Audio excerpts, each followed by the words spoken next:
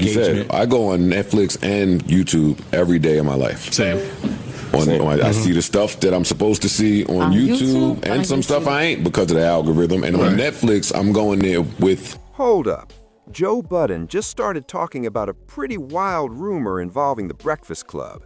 According to him, there's chatter about the show possibly leaving YouTube and making a major jump to Netflix.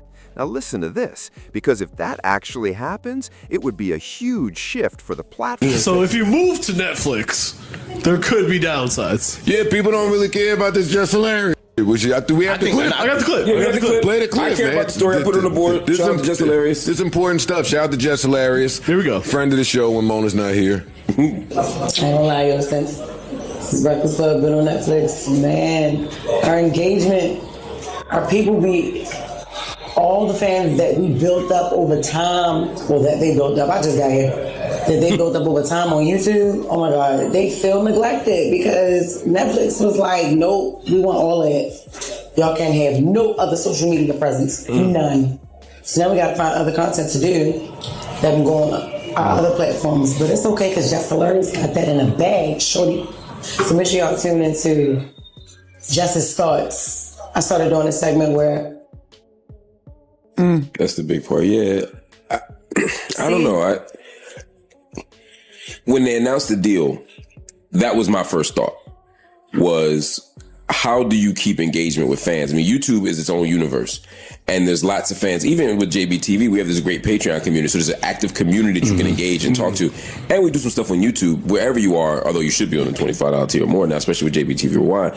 Like, there's places to commune, there's places to have family, there's places to feel like you belong to it, and regular places to get the community.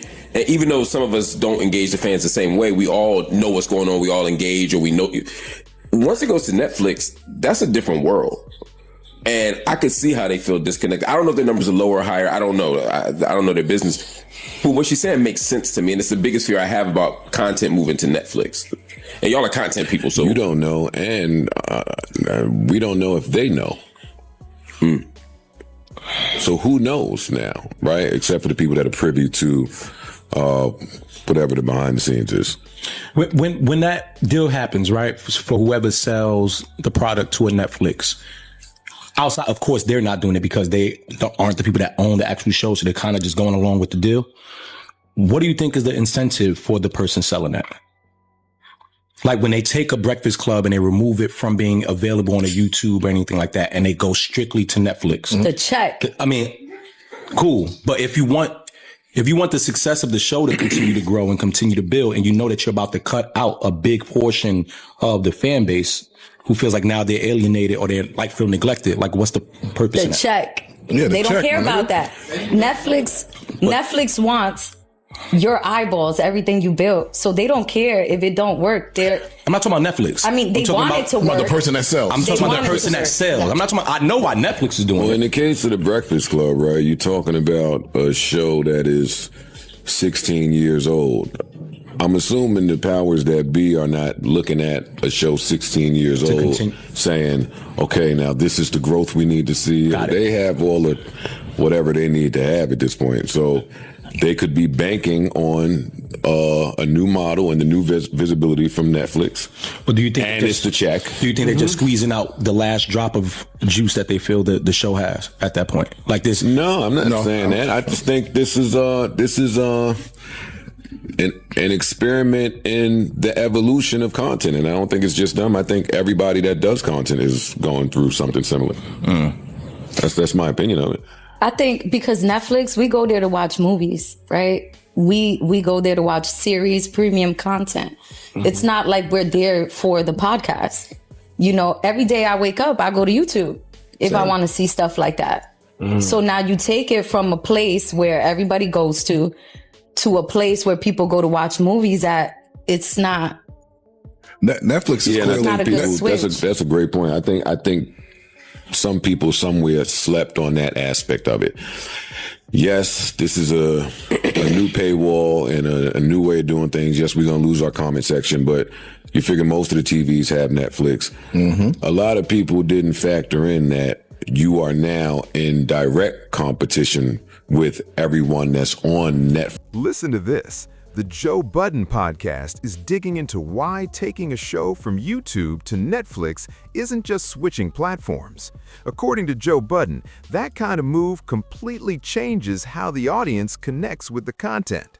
Hold up, because the real issue is the community that grows on YouTube through comments, reactions, and constant back and forth.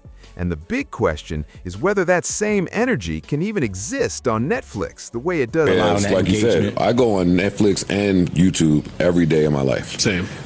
I see the stuff that I'm supposed to see on YouTube, and on some stuff YouTube. I ain't because of the algorithm. And on Netflix, I'm going there with intention unless I'm searching. Yeah. But I'm never searching for a podcast on Netflix to watch in my bed. I could have done that on YouTube. It's also near two different times a day, everything for me. Like, I'm not watching Netflix at noon, but I'm going to put on a podcast while I clean the house or Does the quality do still whatever. look the same? I was just gonna tell you that the quality don't even look the same. Really? To me, It don't. to me, it looks better? To me, It it looks looks less. To me, it looks less when you watch it. The quality. Quality-wise? Yeah. Why is that? Is it actual like Really? Is it different, or is it just the way it's presented? Well, in comparison to the stuff on Netflix, they got premium stuff. Like their quality get you. is through the roof. You know, And not just that, YouTube there's is different. and not they just allow that. you to. I'm sorry, control. No, Not just that. There's a level of Netflix where you have to now pay to get 4K. You know, so your basic Netflix plan is only going to get you HD. You know, so it might be downscaling of a lot of the that you're seeing. Everybody ain't got that top tier Netflix plan. we also we underestimate how important it is for that back and forth engagement, because when I do go on YouTube and I watch something, one of the things I do is read the comments. And I see who's saying Sometimes, what, yeah. who's engaging in what type of way. You can't do that on a Netflix. You can't have that level of interaction. That's the community part I'm That's the talking community about, part too. that you lose in a big way when you go over to might be People understate how important the community Yeah. aspect is also. Yeah, I agree with that. It's a big You don't part think of it. that's in the future? I don't understand. I think that these people do their due diligence and their homework. You wouldn't get to where they are if you didn't. And I think the interactive piece is coming. You know what I'm saying? Oh, that's possible. Yeah, Really I think it's on the way. Makes sense. Yeah, like because they understand the position that YouTube has, and a lot of YouTube's position and market share is based on that functionality of people being able to use comments. Just going to be mad people with other people's accounts leaving some file comments. Oh yeah. Why is my mom underneath the Joe Budden podcast? Crazy. And I think that if the comments went there, I don't think it would change very much, honestly. Like, Yeah, 'cause I was don't- there on Spotify when they were developing the video, and they were waiting on having video up and then waiting on having a comment section. Once you gate your a certain way, you're going to feel the effects of it. For sure.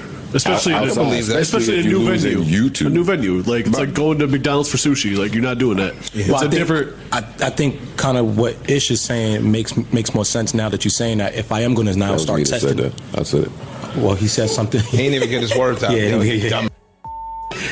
If I am going to start trying to implement some of these new features and try things out to see what the future is going to look like on my platform, I'm probably going to want to try it with a platform like The Breakfast Club that already has a built-in system of people who could eventually go over there to. Listen to this. What Joe Budden is really highlighting in this clip is how crucial audience connection is for long-running shows like The Breakfast Club. Over the years on YouTube, the show built a loyal fan base that didn't just watch episodes, but jumped into the comments, interacted with the hosts, and felt like they were part of a bigger conversation. That constant back and forth is honestly a huge reason the show stayed relevant for so long. But hold up, moving everything to Netflix changes that entire dynamic. Joe points out that Netflix simply doesn't provide the same interactive space, meaning viewers can't comment, respond in real time, or feel like they're actively participating in the moment. He also explains that the way people consume content on Netflix is totally different from YouTube. On YouTube, people often watch interviews casually throughout the day, while Netflix is usually reserved for binge-watching films or structured series. That shift in